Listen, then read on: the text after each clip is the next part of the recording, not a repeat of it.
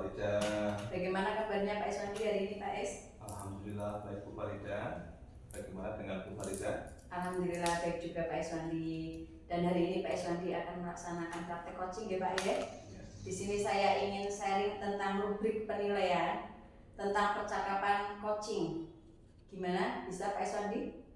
Bisa Bu Farida. Saya ingin rubrik itu untuk coaching yang nantinya akan dilakukan oleh Pak Irfan lebih spesifik supaya mudah mengidentifikasi keberhasilan saya sejauh mana tingkat keberhasilan saya ketika saya bisa menggali potensi yang ada pada diri Pak Irfan sebagai coach. Begitu Bu Farida. Ya. Baik Pak Iswandi, kompetensi coaching mana yang ingin dikembangkan oleh Pak Iswandi? Kompetensi adalah saya dapat bertanya dengan pertanyaan yang berbobot sehingga dapat menggiring coach menggali potensi dirinya. Bagian kompetensi mana yang ingin diobservasi? Kompetensi yang ingin diobservasi adalah bagian identifikasi karena saya kadang bingung menentukan kata kuncinya. Terus apa indikator ketercapaian tujuan yang ingin dicapai Pak Iswandi sebagai coach?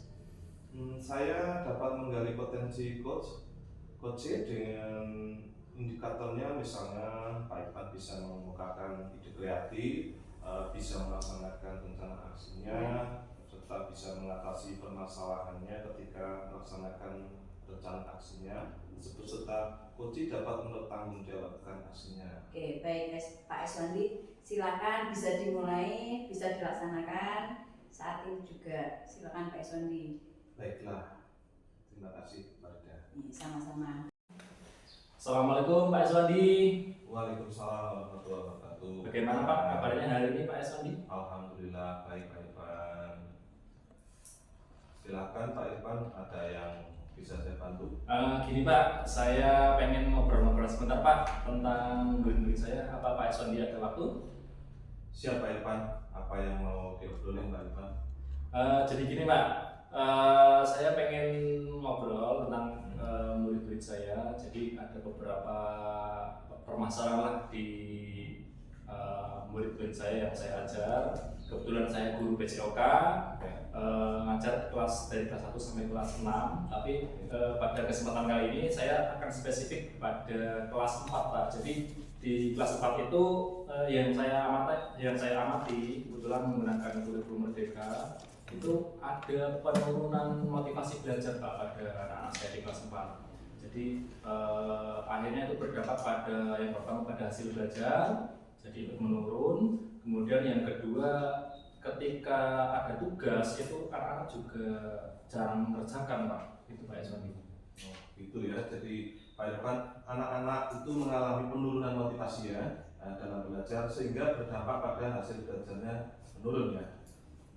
Kita kira-kira apa yang ingin Pak Irfan dapatkan di akhir obrolan kita ini Pak?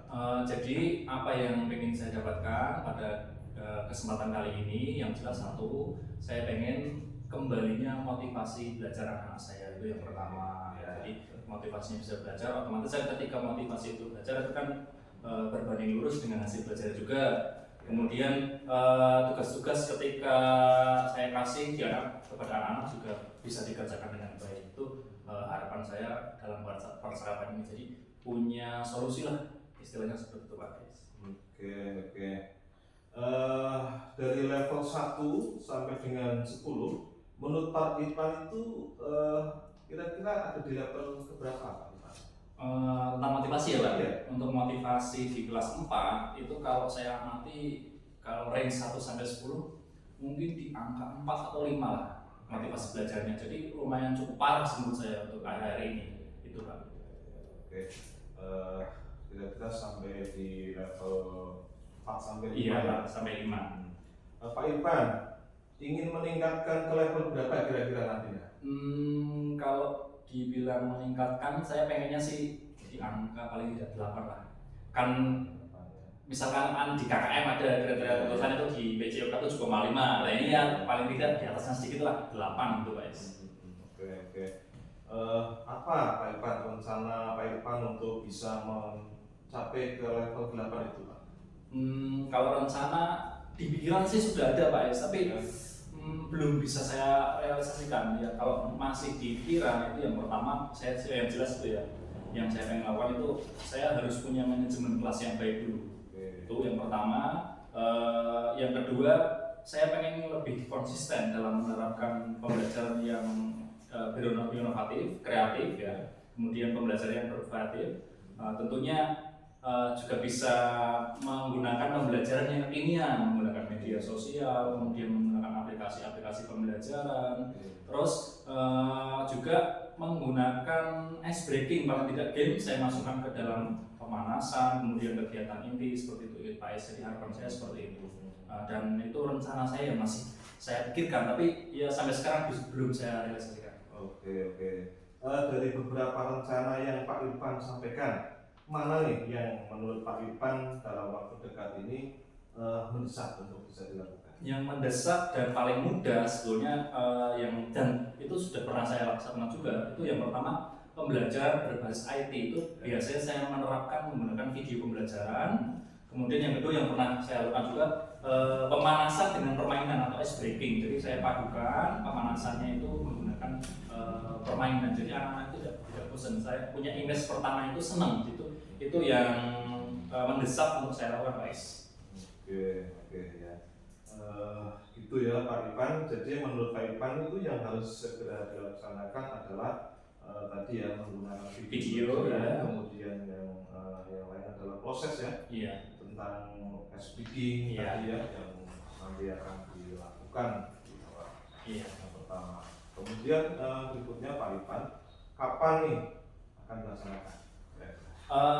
Untuk waktu yang jelas ini kan masih jeda libur semester ya untuk kenaikan kelas. Paling tidak saya punya deadline paling cepat itu saya harus gaspol ini Pak Is, itu awal pembelajaran, berarti hari Senin besok paling tidak. Saya harus sudah mulai nih untuk bisa mengejar ketertinggalan untuk meningkatkan motivasi belajar anak saya di kelas 4 itu Pak Is.